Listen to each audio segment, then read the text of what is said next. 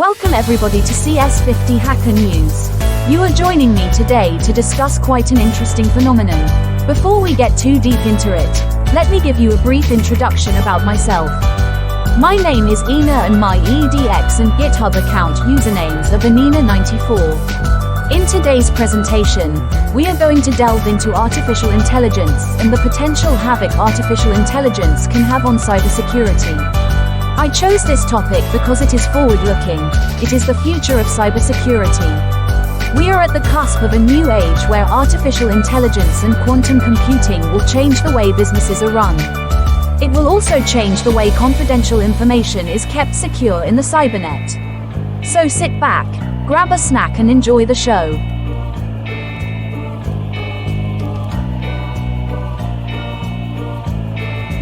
Let's first talk a bit about cybersecurity.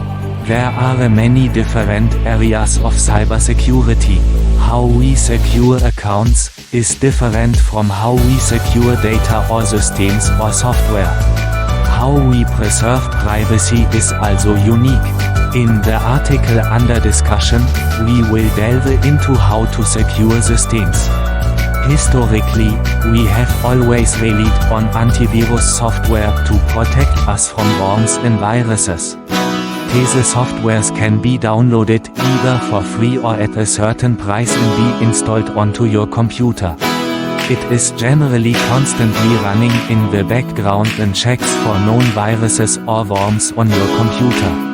Upon discovery of viruses or worms, the antivirus will somehow remove them safely.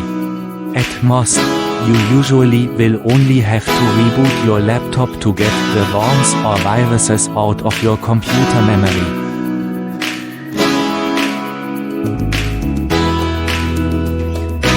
But there's a problem with antivirus software which has always existed but could become an even greater problem today because of artificial intelligence. Antivirus software is susceptible to zero-day attacks. A zero-day attack is an example of an attack where an adversary can write malicious viruses or worms themselves which can be particularly destructive. The time lag between when the malicious virus or worm is created and when the antivirus software has the proper protection code allows adversaries to break through the walls created by the antivirus software.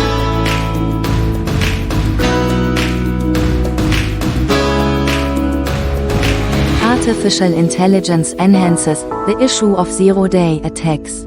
Now adversaries are able to generate malware variants which can effectively evade detection in 88% of the case. OpenAI disclosed that it attempted to block over 20 operations in deceptive networks that attempted to use its platform.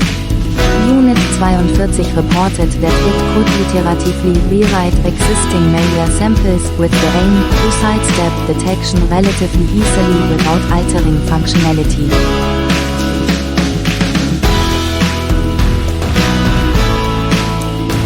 Another type of attack which is referenced in the article is a black box attack. It captures electromagnetic signals emanated by the TPU and exploits them to infer model hyperparameters. The friendly adversaries were able to steal the architecture and layer designs in order to create the high-level features of Google Edge Tensor Processing Units.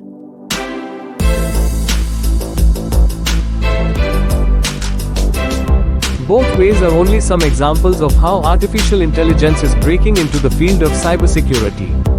In order to protect against it, the article suggests using artificial intelligence to counteract the attacks. The proposed method refers to training models in order to intelligently protect against viruses and worms. This will particularly help in zero-day attacks where the time lag between the adversary code and the antivirus software can be reduced. So let's start wrapping this up. It has been a long discussion, but at its core we are talking about cybersecurity issues which have existed for a long time. As technology continues to improve, existing cybersecurity issues will only be enhanced. In the article, the main area of concern, which will affect many end-user consumers, is the threat of artificial intelligence on antivirus softwares. If zero-day attacks become more and more prevalent, significant investment into antivirus softwares will have to be made in order to circumvent the issue. Antivirus software companies will maybe have to start training models to learn how to adapt intelligently to new viruses and worms which threaten consumer appliances. In order to protect against artificial intelligence attacks, artificial intelligence may have to be used.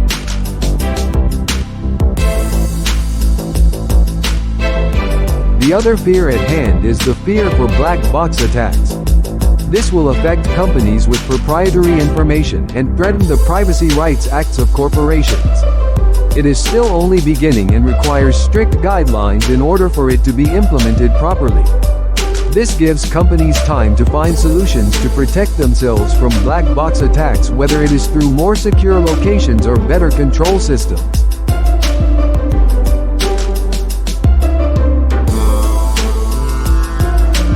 So we will see where cybersecurity goes in the future. A lot is changing and a lot has changed. We have to act fast in order to prevent malicious adversaries from gaining access to our appliances and confidential information.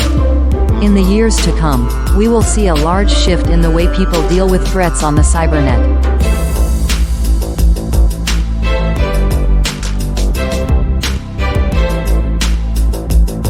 To conclude, my name is Ina and I hope you learned something today. The article 1 read was called AI could generate 10,000 malware variants, evading detection in 88% of cases.